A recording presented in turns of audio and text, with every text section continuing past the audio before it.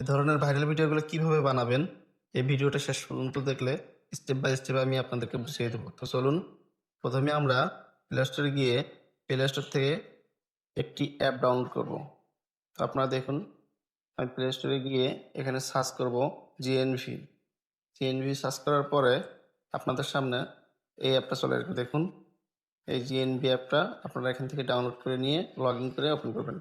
আমার ডাউনলোড করা আছে, আমি আর ডাউনলোড করব না। তো চলুন সরাসরি আমরা এখন যাবো চ্যাটজিপিটি।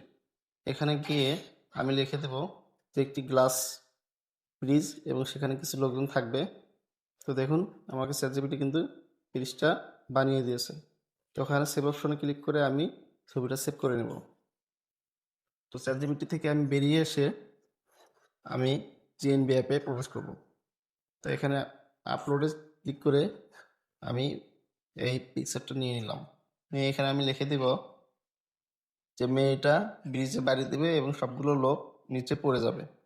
তো আপনারা এইভাবে যে কোনো ভিডিও বানাতে পারেন।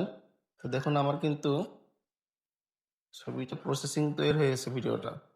তো আপনারা যে কোনো ভিডিও এইভাবে বানাতে পারবেন। ওখান থেকে একটা পিক নিয়ে আসবেন চ্যাটজিপিটি থেকে, বানিয়ে ওই অনুযায়ী এখানে শুধু মুখ দিয়ে বলে লিখে দিবেন।